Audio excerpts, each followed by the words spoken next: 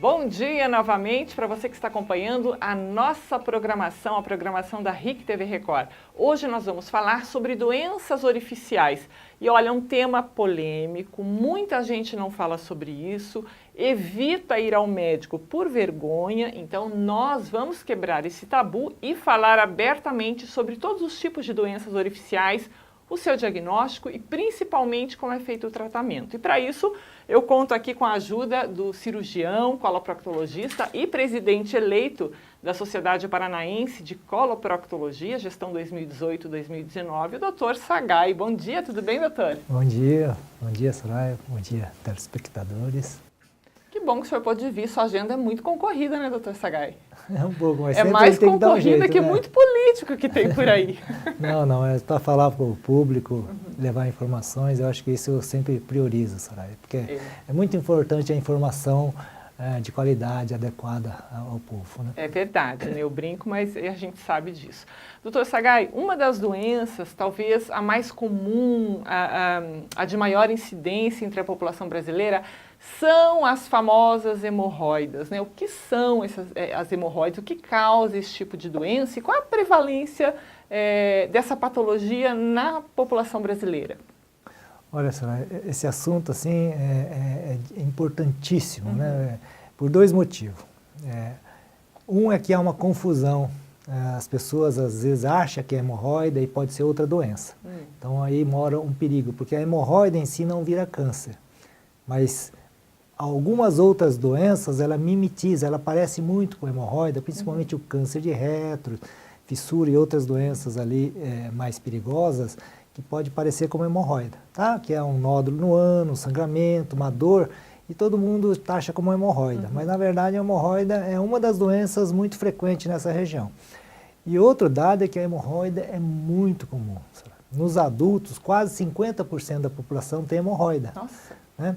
Logicamente tem hemorroidas grau menor, que são pouco sintomáticos, de vez em quando ela vai incomodar. Sei. Mas a hemorroida, assim, quando ela já é de grau avançado, grau 3, grau 2, até grau 4, essas sim são muito incomodativo e atrapalha muito a qualidade de vida das pessoas. Só que as pessoas têm um preconceito enorme contra essa doença. Primeiro, o preconceito é a vergonha, é o receio de dizer, procurar o médico, procurar uma assistência adequada. E segundo, a história da hemorroida, né? Porque a história da hemorroida, antigamente se operava a hemorroida e os pacientes tinham muita dor, sofria demais com as cirurgias. Pós-operatório era complicado? Isso, pós-operatório. Então, esses dois viés da vergonha mais a dificuldade depois. Né, o trauma de operar a hemorroida leva as pessoas a evitar a procura do médico. E muitas vezes é uma hemorroida que atrapalha a vida por toda a vida da pessoa e outras vezes não é hemorroida, é uma outra doença que depois vai trazer consequências gravíssimas. Muito piores. Exatamente. E o que é a doença? O que causa a hemorroida, doutor Sagai? Bom, eu disse para você que a hemorroida não vira câncer, porque a hemorroida simplesmente são varizes que acometem a região do ânus e do reto. Tem dois tipos de hemorroida, uma é a hemorroida interna, que são varizes que não costuma doer, costuma sangrar. E o sangramento, de vez em quando, no papel, às vezes uma gotinha no vaso, quando o cocô fica mais duro, força um pouquinho, isso é frequente. De vez em quando uma pessoa pode ter, essa é a hemorroida grau 1. Certo. Ela não vai se manifestar de outra maneira, nem dor, só sangramento, de vez em quando. Mas isso mostra um perigo porque os tumores, alguma doença no intestino também costuma manifestar dessa maneira. Pode ser parecido. Isso. Agora, quando a hemorroida já é maior, às vezes ela começa a sair, né? E o paciente tem que introduzir para dentro e já começa a ter desconforto no ato de evacuar e tem hemorroidas assim já de grau avançado que já incomoda, suja a roupa, tem que lavar. Então esse tipo de situação é muito desagradável e atrapalha muito a qualidade de vida. E tem outra hemorroida que é externa, que fica para fora do ânus. Nossa. Essa hemorroida ela não costuma doer. Ela costuma assim incomodar, assim, dificuldade para higiene, às vezes coça, às vezes machuca, né? E de vez em quando ela incha e dói muito, dá umas crises de hemorroida, chama trombose hemorroidária. Essa é a famosa hemorroida externa. Então são esses dois tipos de hemorroidas que acontecem. E os dois tipos, de uma maneira geral, vai incomodar a pessoa, mas não vai virar doença ruim. Só que nódulos no ano nem sempre é hemorroida. Tem que ter um cuidado. E sangramento ao evacuar nem sempre é hemorroida. Daí, as pessoas têm que procurar o médico para ele definir qual tipo de problema, se é somente uma hemorroida ou se é alguma outra doença. Tá, doutor Sagai, então como que é feito o diagnóstico do tipo da hemorroida, da doença, também do grau dela e o tratamento? O que se aplica nesses casos? Então, doutora, a hemorroida é muito simples de fazer o diagnóstico, né? O especialista, ele vai olhar o ânus, se tiver hemorroida externa, só no olhar ele já sabe que é externa. Né? Se for interna, ele vai fazer dois tipos de procedimento. Ele vai fazer um toquezinho e vai sentir se não é outra doença, vai sentir a próstata no homem, às vezes até a gente sente o colo do útero na mulher e outras doenças, e vai ver, definir se é hemorroida. Na dúvida, ele coloca um pequeno aparelhinho que vai examinar o reto.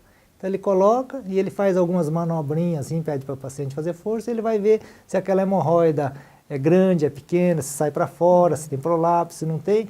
Então, não precisa de exame sofisticado. Agora, é exame clínico. Isso, ali, agora quando ele tem dúvida, olha esse sangue ou essa hemorroida, pode ser outra doença, ele vai pedir um exame, tipo colonoscopia, para tirar dúvida. Né?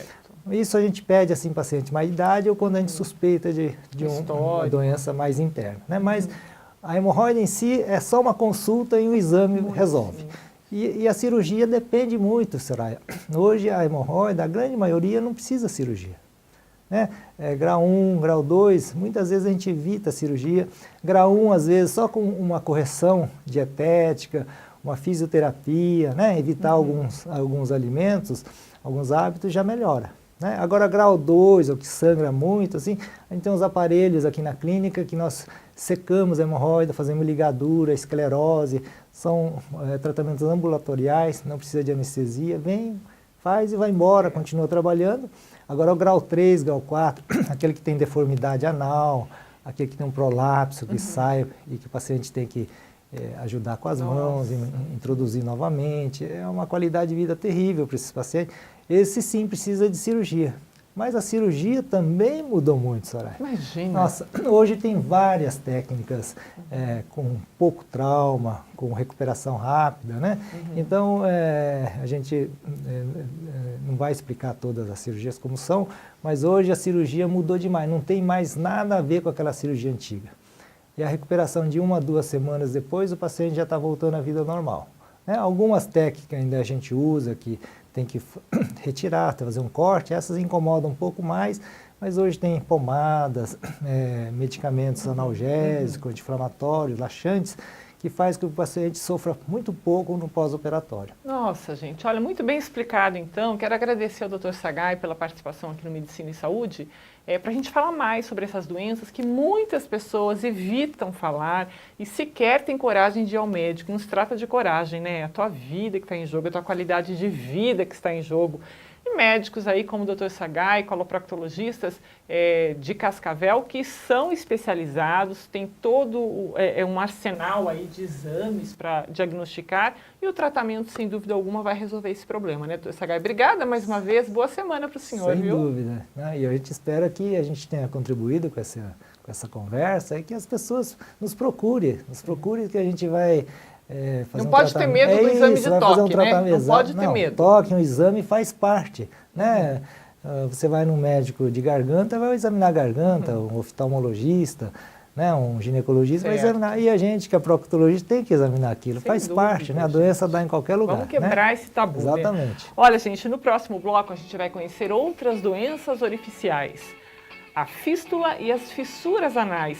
Será que a fisioterapia é importante no tratamento e prevenção? E a alimentação? Como deve ser? Daqui a pouco, no Medicina e Saúde, rapidinho a gente volta em instantes.